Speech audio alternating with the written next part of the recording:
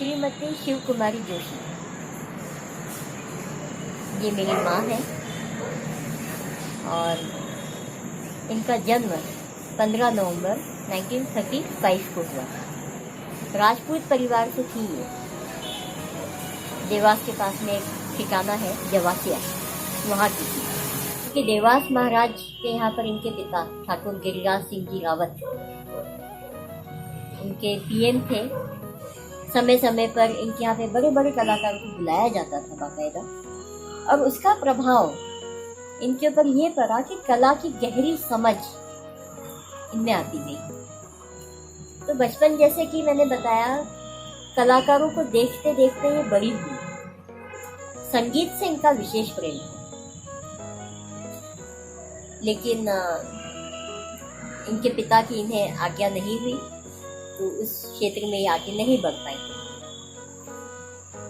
ये बहुत सुंदर गायन किया करती थी, आकाशवाणी में भी ये गा चुकी थी। तब उस क्षेत्र को, उस फील्ड को इन्होंने, क्योंकि पिताजी नहीं चाहते थे, अलविदा कहा। दूसरा फील्ड चुना चित्रकला। उसमें फिर इन्होंने निपुणता हासिल की, बहुत साधना करी, और ये आगरा यूनिवर्सिटी गई, स्वर्ण पदक प्राप्त किया चित्रकला में। जे स्कूल ऑफ आर्ट्स मुंबई, जो कि हिंदुस्तान की एक मानव संस्था है, वहाँ से डिप्लोमा किया। वनस्थली से फ्रेस्को ये भी सीखा, और मेन जो इनको जाना जाता है, वो जाना जाता है इनकी वॉश पद्धति के लिए। और कालिदास के जो रचनाएं हम देखते हैं, मेघदूतम, रघुवंशम, ये सारे जो हैं, इनके ऊपर भी उन्होंने पेंटिंग्स बनाई। बहुत ही बारीक कार्य, मतलब एक बाल के ब्रश से जो कार्य होता है वो देखा है मैंने इनका।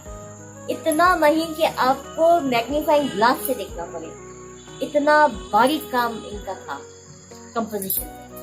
और दृश्य चित्रण का बड़ा शौक था उनको। पूरा हिंदुस्तान और नेपाल तक वो गई, बहुत सारे दृश्य चित्रण बनाए। जो इनकी महिला आकृतियां हुआ करती थी, और जो चेहरे पे भाव आते थे, ऐसा लगता था बोल पड़ेगी। इतनी सजीव आंखें मानो बोलती थी। तो सारा जो हम नवरस बोलते हैं, उसको कैसे लाना चित्रकला में, उस पेंटिंग में, वो इनसे सीखे। डॉक्टर वेंकटाचलम थे संस्कृत के प्रकांड विद्वान। एक किताब थी, उनके कहने पर मम्मी ने उसका मुख पृष्ठ बनाया था, जिसमें एक नायिका वीणा वादन कर रही हैं, और बहुत ही सुंदर वो कवर बना था। नेशनल प्राइज भी मिला है उस किताब को, दिल्ली में। इनके गुरु थे ब्रजकुमारी सक्सेना जी, पद्मश्री श्री वी श्री वाकणकर जी, वनस्थली का मैंने आपको बताया ही, शर्मा सर वहाँ पर, और भी अनेक गुरु हुए थे। तो एकेडमिकली काफ़ी वेल क्वालिफाइड थी ये। अलीगढ़ से, जहाँ से इन्होंने एमए किया, अपनी ही क्लास को ये तब पढ़ाया करती थी। वहीं से इनका पढ़ाने का कार्य शुरू हो चुका था।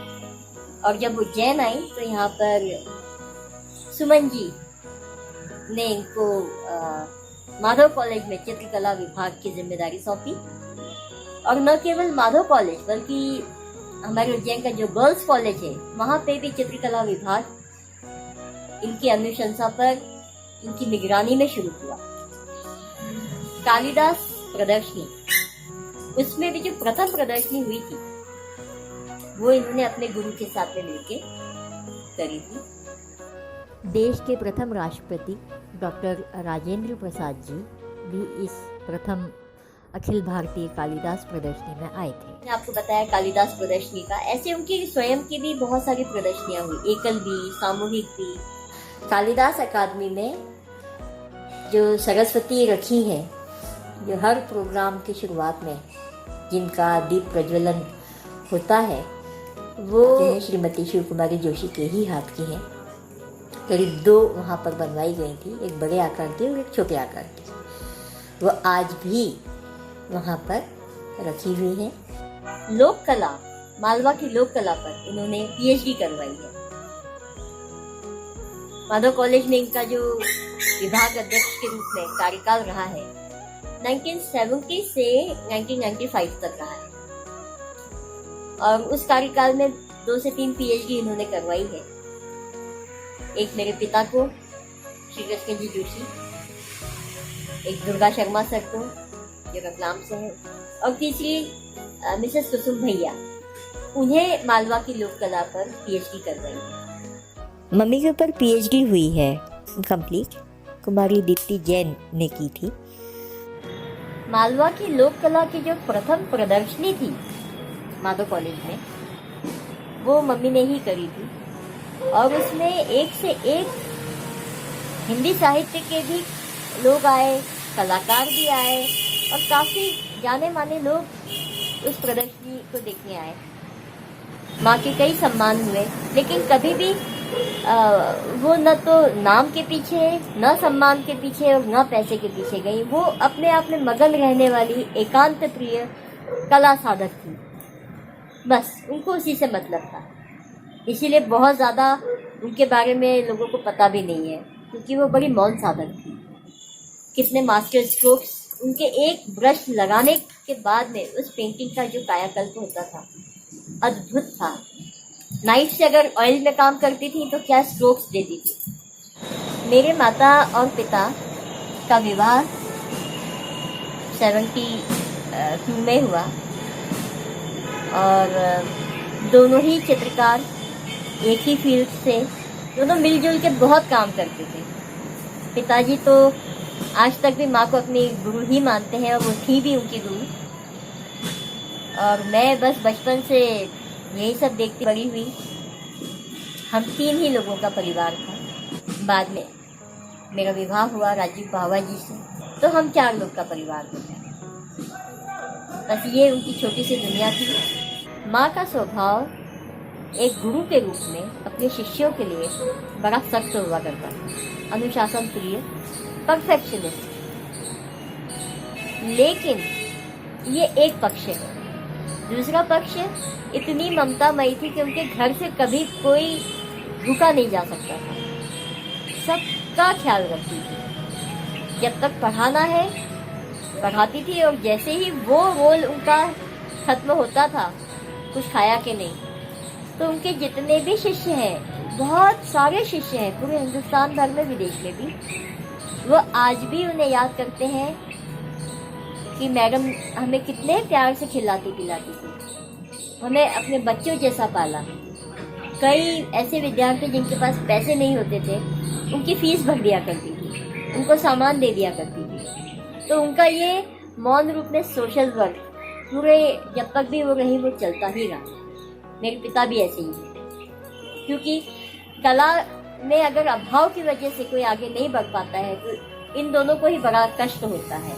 तो ये इनका एक बड़ा व्यक्तित्व का मानवीय पहलू था।